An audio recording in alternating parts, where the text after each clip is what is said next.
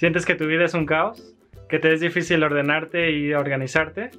Pues hoy no te voy a decir cómo organizarte, pero sí te voy a hablar de un sentido natural del orden y de las leyes de la Gestalt. Así es que te invito a que me acompañes. Yo soy Inti García y esto es Fondo Figura. こんにちは、近藤まりえです。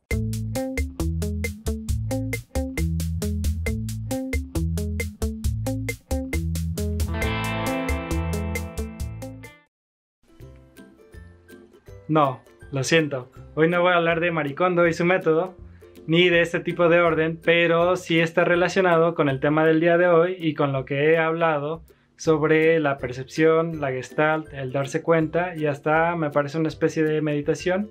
Entonces sí tengo el interés de hablar sobre este método en específico, pero será en un futuro. Lo que quiero saber es que si tú tienes alguna inquietud o quieres saber más sobre este método y su relación con la terapia, déjame tu comentario en la sección de comentarios aquí abajo. Aclarado esto, pasemos a hablar del sentido del orden. Esto es el resultado de la evolución de las especies, de tal manera que nuestro ojo o nuestra mirada fue desarrollando una tendencia o un sentido del orden de manera natural. Para saber cómo llegamos a esto, podemos revisar la filogenia, que es el estudio de la evolución de las especies.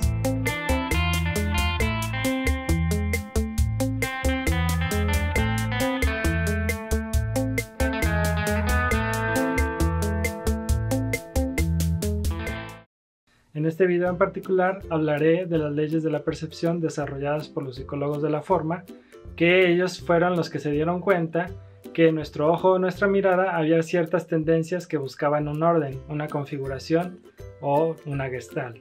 Pero si tú no sabes quiénes son los psicólogos de la forma, te recomiendo ver mis videos anteriores donde hablo un poco de su trabajo y de su origen para que los conozcas. Te dejo el link aquí en la descripción. Para hablar del sentido del orden es necesario comprender que está conformado por la percepción del orden y percepción del significado, según E.H. Gombrich, que es un erudito estudioso de la percepción y de la historia del arte.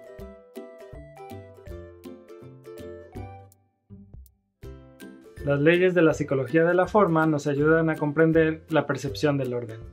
La primera ley que mencionaré es uno de los principios básicos de la psicología de la forma y tiene relación con el nombre de este canal. Es la ley de fondo y figura. Esta ley nos habla de la tendencia en focalizar nuestra atención en uno o varios objetos y separarlos del resto de los elementos de nuestro campo visual. El objeto que destacamos sería la figura y lo demás sería el fondo. Esto se puede apreciar en una imagen que seguro ya conoces, que se llama el florero de Rubin, debido a que Edgar Rubin a principios del siglo XX fue el que se dio cuenta de este fenómeno. En la imagen podemos apreciar o dos perfiles o un florero, donde la figura puede ir cambiando dependiendo de dónde focalices tu atención.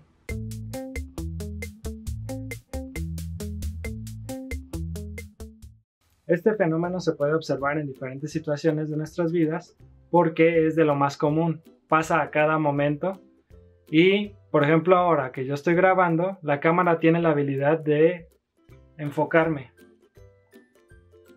Si yo me alejo o me muevo, la cámara trata de volverme a enfocar. Y si ahora, por ejemplo, acerco mis manos, ¿se fijan qué pasa con el fondo? Se vuelve más borroso porque la atención está en mis manos.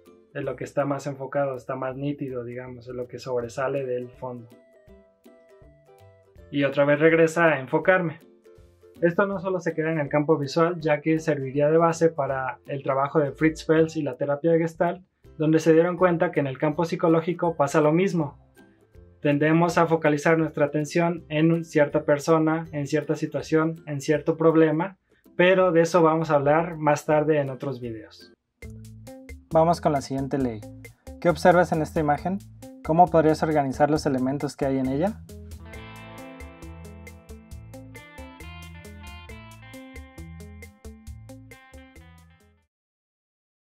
La siguiente ley se llama de semejanza o de igualdad, y esta nos dice que nuestro cerebro tiende a agrupar objetos similares, ya sea por tamaño, color o forma.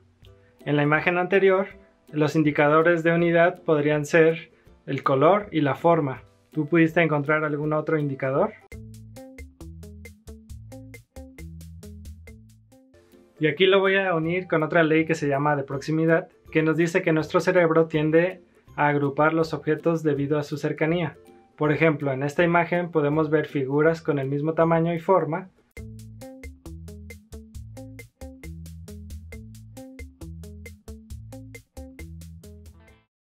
pero podríamos crear 4 grupos diferentes debido al espacio que hay entre sí y el color que tienen.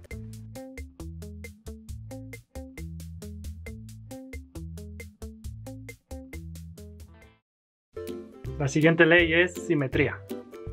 Por más caóticos, desordenados y desorganizados que seamos, recuerden que siempre estamos buscando la estabilidad, la regularidad y la constancia. Es por esto que nuestra mirada, cuando ve elementos reflejados entre sí, es decir, simétricos, los percibimos como una sola unidad, como si fueran parte de un mismo objeto.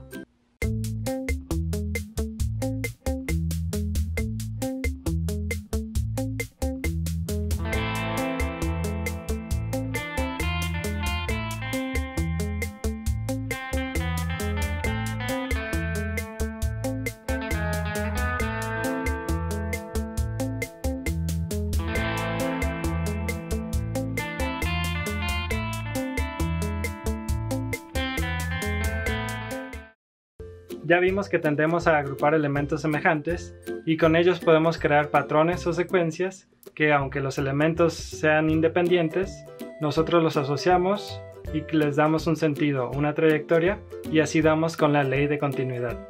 Un ejemplo muy claro de esto lo podemos ver en el video anterior de los psicólogos de la forma, donde hablo del movimiento aparente, ya que está muy relacionado con esta ley de continuidad.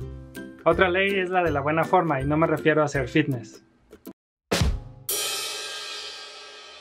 Es más bien un principio de simplicidad, una especie de síntesis que realizamos para eliminar distorsiones o ambigüedades.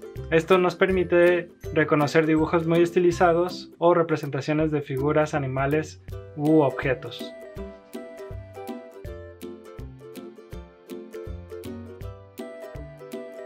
Pero también a veces nos juega malas pasadas.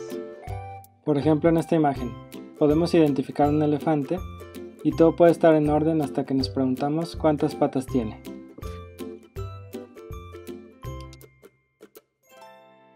Y hemos llegado a la última ley.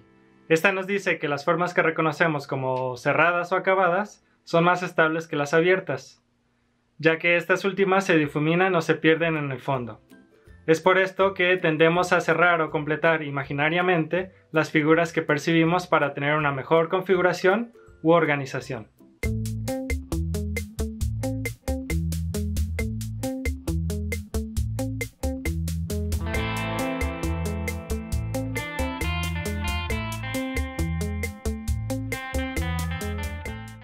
Esta es la ley del cierre, que es bastante importante por su relevancia en el trabajo de la terapia Gestalt, pero recuerden que psicología Gestalt y terapia Gestalt no es lo mismo.